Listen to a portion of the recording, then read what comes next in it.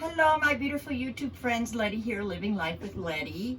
And I want to thank you for joining my channel and new subscribers. In this video, I am here with my friend Laura. And Laura is traveling in her RV with her 3 children and her husband. And so I thought this would be a great opportunity to interview her. She can show you her RV, all the upgrades they have done, and how they manage living 5 people for 5 years in her RV. So this is Laura. Hello.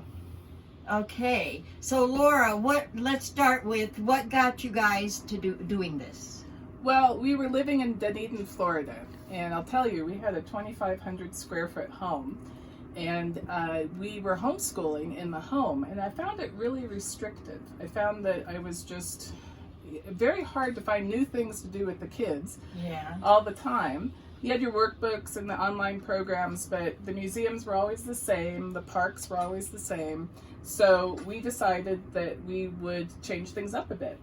And actually, we have a good friend that you'll be meeting later, that you've already met, but the viewers will be meeting, Chris Cannell, and he actually said, you know, I think I'm going to get an RV.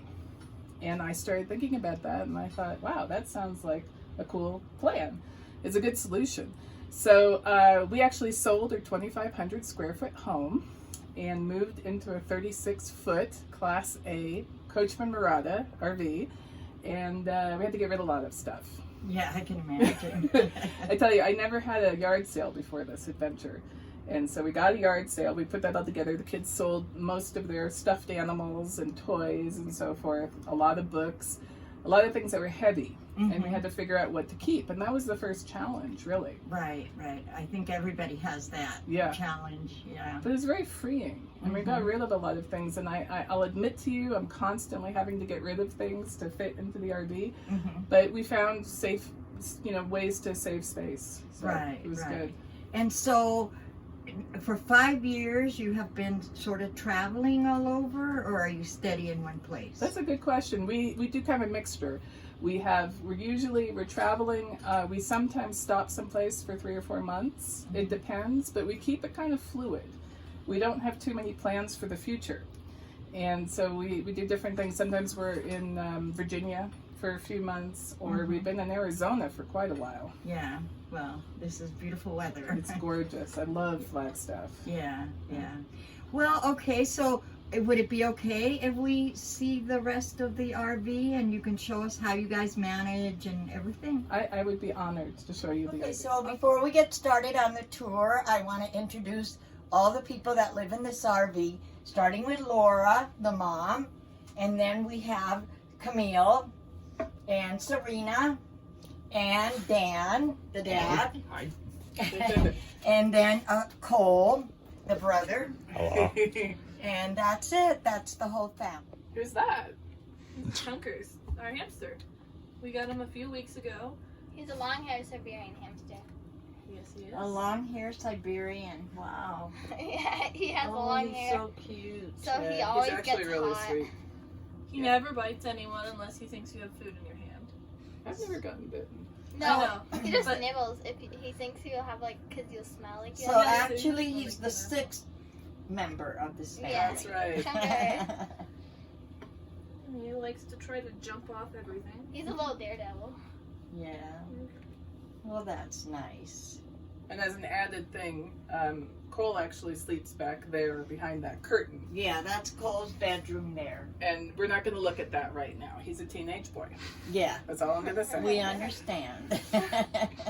So this is our RV. It's 36 foot. It's a Class A Coachman Murata, and it has bunk beds too, which I'll show you in a minute. But this is the couch area, and my son actually often studies there, as do the girls sometimes. And I wanted to also show this picture. That's Monaghan State Park, and the kids actually got to sled down on sand dunes, which was so much fun, and we've been back there a few times. So I was able to capture that. Been playing around with photography on this trip too. It's a good excuse. And then this is the dining room area. And when I was researching RVs, I was really, really wanted this style of booth area because I felt it would be something that all 5 of us could sit in.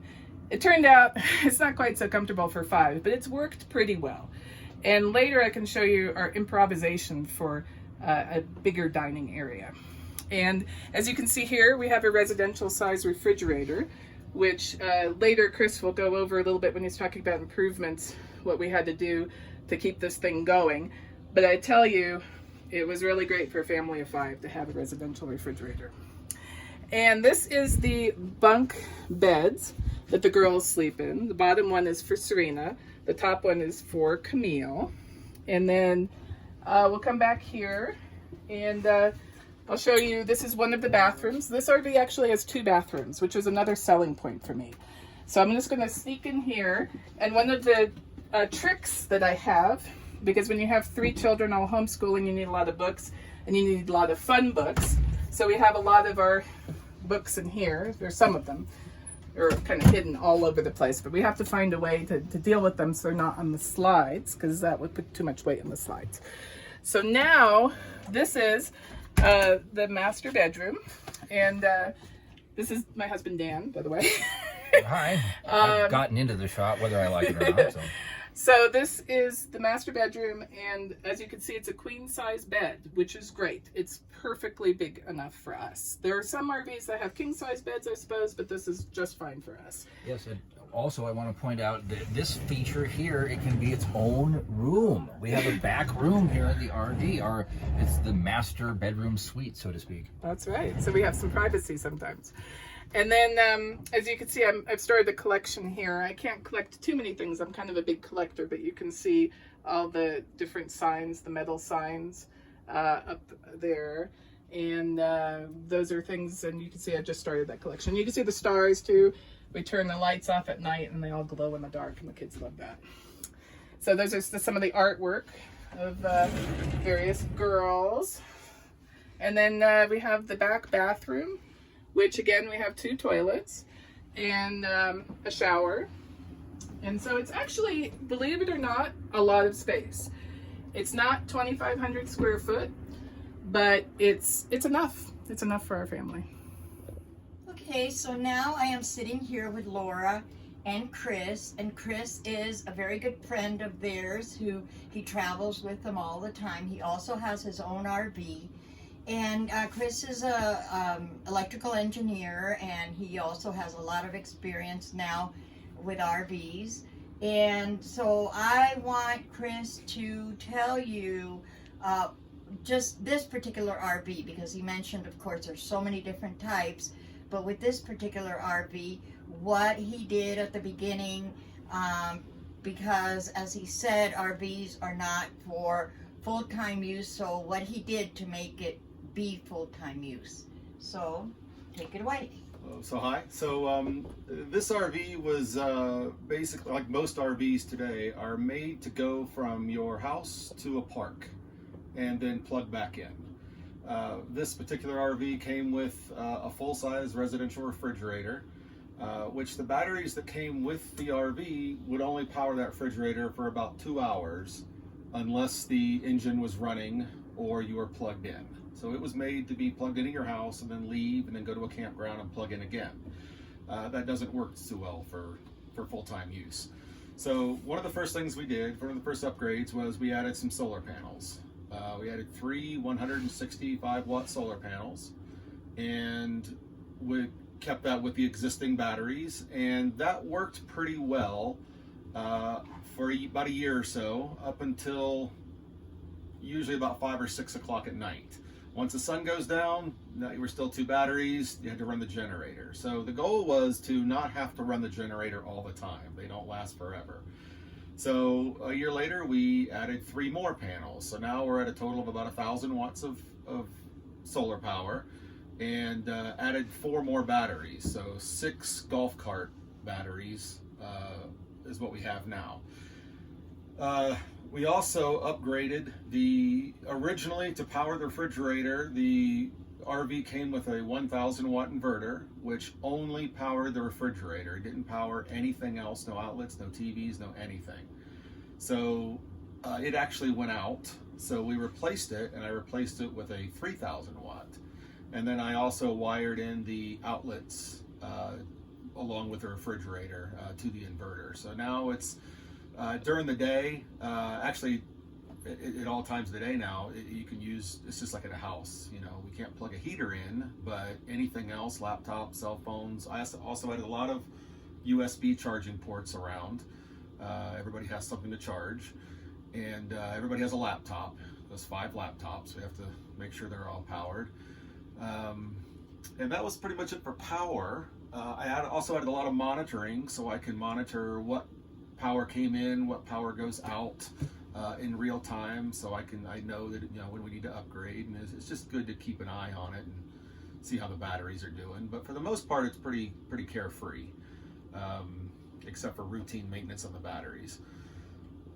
So that's, other than that, we also upgraded. We added fans, all the vents. The RV only came with vents.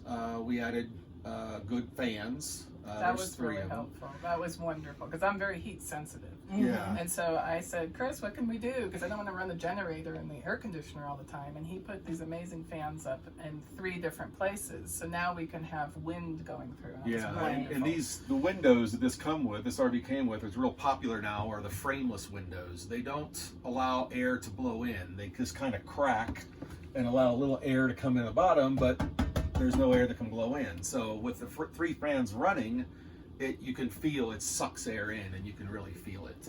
So, and they take very little battery power, so well worth the $120 per fan upgrade. Would highly recommend it. Yeah. Other than that, we had a lot of little repairs.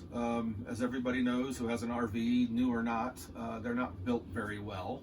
So we've had a lot of repairs and littler upgrades that we've done over the last 5 years to compensate for living in the RV full time, because there's not really an RV made to do that. They're, you know, a few weeks during the season out of the year, and then you store them, and that's what they're made for. So when you live in them full time, especially with 5 people in an RV with 3 kids, they get worn. I tell you, we're really lucky to have Chris as a neighbor, because Yes. he has his own RV. Mhm. And so he is just always here to help us with whatever things break down. We call Chris. I don't know what's happening. It's beeping again. Yes, my door wouldn't open. Call Yes, Chris. that's right. I don't have enough solar power. Call Chris. I know about calling Chris. Calling Chris. So I'm very grateful to you. I don't know if I tell you that often enough, but thank you very much. You're welcome. And other than that, we upgraded. There's a few lights that were not LED that we upgraded to LED that was lights. one of the first things you And, did. Yeah, LED lights are very beneficial. If you have an older RV, or you're looking into an older RV that doesn't have them, I will tell you, one light in an older RV that's not LED takes as much power, could take as much power as all the LED lights in an entire rig. You can leave every light on in here, and it doesn't put a dent in the battery at all. I will recommend going to eBay and Amazon to upgrade your lights. Don't go to an RV supply store. You'll spend 10 times the amount there. They're very, very cheap and inexpensive, and easy to buy, and a lot of variety, a lot of choices on Amazon and eBay. For example, I've upgraded probably, well, in my RV, I upgraded every light for about $45, which is the price of one in a store. So eBay and Amazon's a good place. Other than that, I can't think of anything else I've added to upgrade. Well, there were some things that you couldn't fix.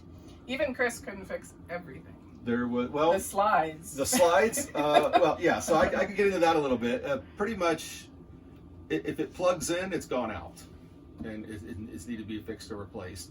If it runs on electricity, it's needed to be replaced. The slides are one. They're very tricky. Slides are not made for full-time use, where if you're traveling every day, get up in the morning, put the slides in, travel somewhere, put the slides out, and then do that, 200, 300, 400 times a year. They're just not robust enough and built well enough to handle that. So we've had to repair both slides a couple times. The one that we're sitting in now, several times. When I first And- got this RV, Chris told me, don't get slides. Don't But get I couldn't figure out how to do that with 3 kids, a husband, and a residential Yeah. refrigerator, and all the things I wanted. So I felt Right. like I needed the slides, but they have been a pain. I actually bought an older RV just mainly because it doesn't have slides. And something I've noticed, and this is my opinion, it seems like RVs with slides, they make things larger to compensate for the room that they have, to make you feel like there's more space. Like, Cole, if you could look over here, the kitchen counter here, how it kind of comes out and into the room a little bit with the sink.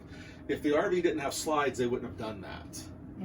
They would have left that as there's no reason why you can't do that. Put that against the wall. But you have the room and the slides out. Now when the slides are in, many RVs you can't even walk. You have to put the slides out to walk, or get to a bathroom, or get to drawers. This one, however, you can. You can, with all the slides closed, you can still maneuver. You have to crawl over my bed. If you want to get to the back bathroom, you do crawl over the bed, but you can do it. We send or you can Serena use the over front one. sometimes to get something. If we forget something, she crawls over the bed. So, yeah, other repairs, air conditioners, most of the things I can do myself. The slides are the only thing I haven't done myself, but everything from water pumps to heaters to furnaces to water pumps. I can't remember everything, but there have been a lot of clogged things. toilet or clogged. Oh yeah, we've repaired the toilets. Replaced the twice. toilets Replaced 3 them. times. One toilet twice, one toilet 3 times, and the other one once. What kind of toilet? They're Thetford. One is a regular porcelain toilet. Actually, every time that gets replaced, it gets changed with another one that looks more appealing.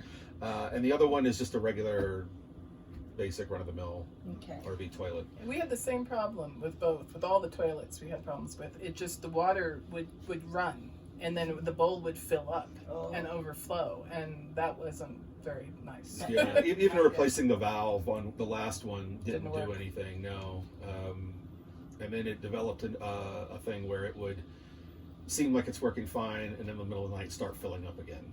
And so how do you feel about the compost toilets? I haven't tried one. I am looking into it though. All the varieties of them, whether it's the sawdust or the peat moss versions, with a bucket basically, or the $1,000, purpose built Right. toilets. I am looking at it. My RV has a single tank. It doesn't have a black and gray. It would be very beneficial for me to have a composting toilet. So I've been giving it some thought. I wouldn't have any black. I wouldn't have to dump Right. black water. Right. Yeah. I think So our I've been neighbor looking has at. one, right? And he said he never has to dump black. Yeah, I know a couple people who have them. However, they're stationary. It's not in an RV. They're in small houses and tiny houses, and they, from what I read, the different kinds. Some of them are more susceptible. They rely on bacteria to break down the waste, and in colder weather, the bacteria basically hibernate. And then with the movement of an RV, I haven't looked too much into it, but I am interested in it. Right. Okay. So, and exploring it. Well, thank you so much, Laura and Chris and the whole family, for allowing me to come into your RV and do this interview. And I hope that you guys out there learned a little bit. I learned something every single day in this lifestyle. So for those of you who are new, or if you're contemplating starting this lifestyle, I hope this has been a benefit to you. So we are now headed to Laura's dining room. In the video earlier, she mentioned that she has a bigger dining room, and she does, and it's outside, and it's beautiful. And they invited me to stay for dinner, so we are now walking to the dining room, so you can see where the family has their dinners, weather permitting, of course. And it is so nice to be able to sit in between the trees, and it's just absolutely wonderful. And they had a very nice dinner, a very nice stew, and also she had brought a pizza. So I really enjoyed having dinner with them, and I am so glad they asked me to stay. May the sun shine on you today and every day, especially on your solar panels.